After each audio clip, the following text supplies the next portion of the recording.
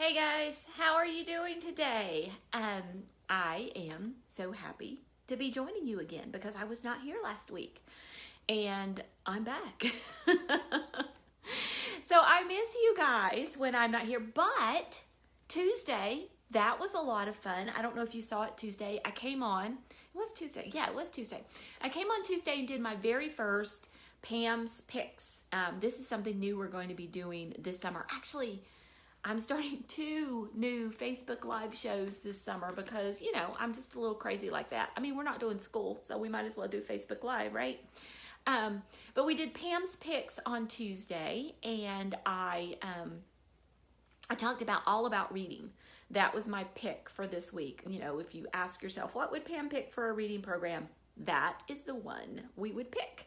And we're going to be back next week. Don't know what we're talking about yet, but we're going to be talking about another one of Pam's picks. And I hope to have those for you all through the summer. And then this is like never been announced anywhere yet. And Tina, you want to tag Colleen Kessler from Raising Lifelong Learners for me? Starting Monday afternoon, and I'm not 100% sure on the time. So this is why I shouldn't do this. I'll have to come back and leave you guys a comment on the time, unless Colleen jumps on and she remembers. I think it's at 2 o'clock my time and 3 o'clock Colleen's time. We're going to do our very first, we're calling it a live call-in show, even though you can't really call us. We're hoping to work the technology so that eventually you can call us. But it's going to be the Homeschool Help Desk live call-in show. So basically, you'll be able to like put comments in on Facebook. That's kind of like the live part. And it's going to evolve over the summer. So, but it's just answering homeschool mom questions. We have a lot of questions from our mom-to-mom panels we've done at GHC, and if you're in California, come to GHC because Colleen, Sarah, and I will be doing a mom-to-mom panel at the Ontario GHC later this month. And so Colleen and I are kind of bringing this to Facebook, and so it's going to be the mom-to-mom or the Homeschool Help Desk live call-in show. So you can see we're still working out the details. But that's going to be a lot of fun, and that's going to be on Monday. So really you could watch Pam on Monday, Tuesday, and Thursday, but then that would just be kind of sad. So do something else and catch the replays. But I would love for you to come watch me for both of those. So the Pam's Picks is on Tuesday afternoon at 3:30 Central Time. And then I think it's Monday at 2 o'clock Central Time is when we're going to do the Homeschool Help Desk call-in show. Okay, so let's talk a little bit about schedules and homeschool schedules, because we are really talking about homeschool planning. We've been doing our homeschool planning series.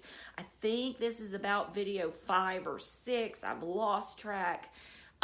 But we've been talking about vision and goals, and we've been talking about content area subjects versus skill area subjects. That was a really important one if you missed it a couple weeks ago. Week before last, we talked about the lists that you need for your homeschool day. And actually, it's kind of funny, that kind of turned into a blog post that I put up today. So if you are interested in reading about the 3 lists that will save your homeschool and your sanity, that went up on the blog post today with a little gift. This is a lot of fun. I've never done anything like this before. So far, I haven't had anybody tell me it's not working, but I'm going to check the email when I get off of here to make sure that it is. But basically what I did was gave you access to a read-only Google Doc. And in that Google Doc, I put 9 different procedure list examples in there for you. And I made it where you could edit it. So what you do is I give you a little video tutorial, and you make a copy of it, put it on your own Google Drive, and then you can edit it. So if you like my Story of the World list, but you want to add some things to it or change it a little bit, you can. And then like later down the list, you might add a couple of lists of your own. I would love to collect these procedure lists. So if you make some cool procedure lists and you don't mind sharing them, send them to me via email. And I would love to tack them on to the end and just make this gigantic master list of procedure lists that all homeschool mamas could tap into. And we'll give you credit on there. We'll say, hey, this procedure list provided by Lena Sutherland or somebody like that, and give you credit for doing it. And if you write a blog post about it, we'll link back to your blog post. So I would love to have this huge library of procedure lists, because that's a place where we could definitely share work. So if you didn't get that, go over to the blog post and get that. And if you have a procedure list to send me, you can send it to info@pambarnhill.com, and we'll get those procedure lists added to the bottom of the list. So, all right, Tina, yes, thank you, Shaylin. Tina is going to add I think she's already dropped it once, but she's going to add another link to that blog post. Okay, yeah, Tina's helping me today because Dawn is not here. She is on vacation, and I may never let her go on vacation again. I'm just saying. So she's probably worked herself into a raise, because I have been busier than a one-armed paper hanger without Dawn, let me tell you. Okay, let's talk a little bit about how your homeschool doesn't have to look like school. And I realize for a lot of you guys, I'm going to be preaching to the choir today. You know this already, so this one is for some of our newer mamas or some of our beginner mamas. And you go ahead and help me. Let's crowdsource.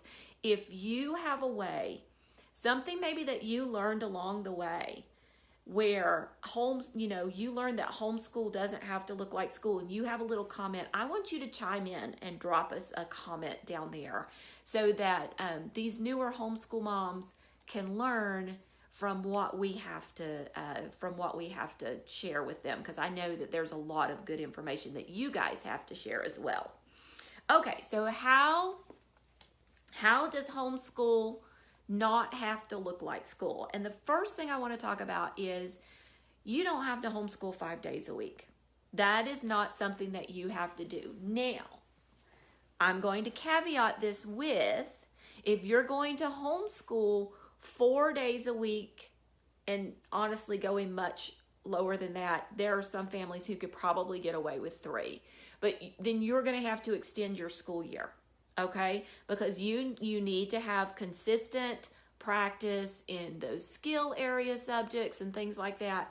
And so you're going to have to extend your school year. So you're not going to be able to go from August to May and only, or from September, to May and only school 4 days a week. You're probably going to have to stretch your school year out a little bit.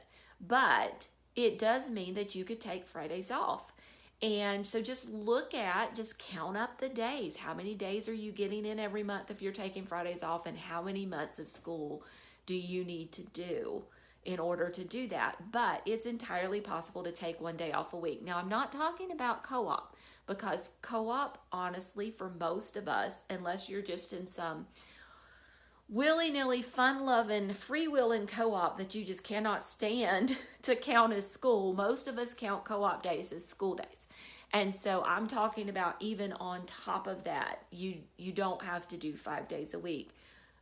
But it does mean that you're going to have to run your school year a little bit longer, either because you have state requirements or cover school requirements, or just, as a mama, to get in what you feel like is a good number of school days in a year. Because I'm going to be honest with you, my cover school only requires 160 days of school each year, but that doesn't feel like enough to this mama. And so we go a little bit longer than that. So you may have to consider that. The other thing to think about is you don't have to do every subject every day. And honestly, if you think back to elementary school, that was not... You didn't do every subject every day in elementary school. I mean, there were times that you went off to music, and maybe you only did, your teacher only scheduled history 2 or 3 days a week or something like that. Homeschooling is very much the same way. I think, especially those of us who have never been teachers, we get into this mindset that if we're going to sit down and do school, we've got to do 7 subjects every single day, and that is totally not the case at all. Now, it's very important that you think about the difference between content area subjects and skill area subjects. And I know Tina's already dropped the link to this video once, but go ahead, Tina, and drop it again, because there are different kinds of subjects in your homeschool, and those skill area subjects, those subjects that are things like math and learning to read and learning to do handwriting and even foreign language, even though it's more content area, it's not necessarily a skill you need. It's skills based, and it needs regular and consistent practice to get any kind of mastery. And the same with mathematics, the same with learning to read. You're not going to want to do those things every other day or just a couple of times a week. You're going to want to do those every day a week. But those content area subjects, things like literature and history, even composition, which is separate from learning handwriting, vocabulary study, science, all of those kinds of things, those things do not have to be done every single day. And so you can switch your schedule up. And so maybe you're doing history a few days a week, or you're doing science a couple days a week, or you're doing history for one semester and science for another semester. Block scheduling is something that's very popular. You just have to do it for a little bit longer to get all of your content in. So not doing everything every day, that's another big thing that can really just make your life easier. Next, follow your natural rhythms. This one is so important. If you are not the kind of people, if your entire family, you're not morning people, the only thing that would make you have to get up in the morning and start school would be so you could get a good school day in before you go off to afternoon activities. But if you've cleared your afternoon schedule, you have no afternoon activities, you don't have to get up and get started at the crack of dawn. You can make your day start a little later. Opposite can be true too. I know there are a lot of families that love to give their children time in the afternoon to do hobbies and activities. And so in that case, Brandy Vinsel starts her homeschool day at 7:30 a.m. That's crazy. I would never start my homeschool day that early. But Brandy is very insistent on giving her children their afternoons free. And so she feels like it's important to do that, and as such, they start their homeschool day at 7:30. So figure out, follow the natural rhythms of your family. Also, if you have some kids who get up early and some kids who like to sleep in, there's nothing that says you can't start some independent subjects with those early risers first, then move into a morning time when everybody is together, and then let the older kids, because I'm assuming the kids who are sleeping in are teens, let the other kids come in later to finish up their independent subjects. So their school day is going to stretch longer, but they didn't have to start until later. So follow the natural rhythms of your family as you're doing your school day. And then finally, do what works for the season you're in, and know that it's going to change. Know that it's going to change as your life changes. So if you have a new baby, you're not going to start school as early. Really, really don't try to kill yourself to do that. And then the school day that used to take only till noon is going to start taking a little longer when your kids get older.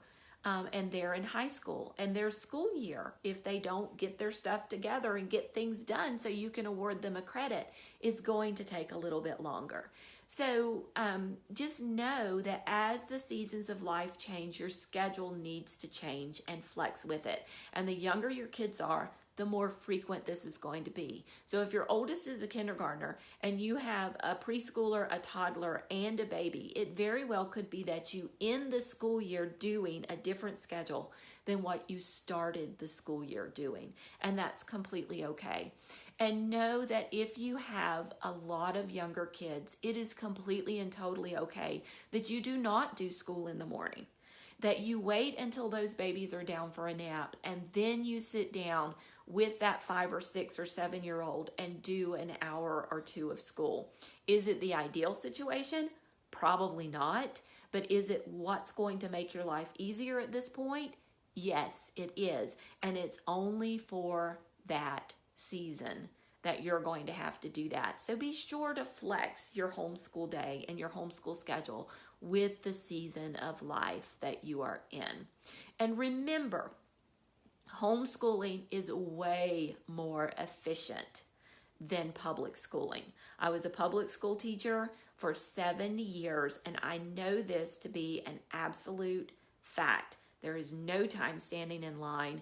There is no time waiting for people to pass up papers and give out papers and take attendance and all of those little things. Now, I'm not going to tell you there are no disruptions, and I'm not going to tell you there's no wasting time, and I'm not going to tell you there's no waiting for kids to get out of the bathroom, because all of that happens at my house. It really, really does.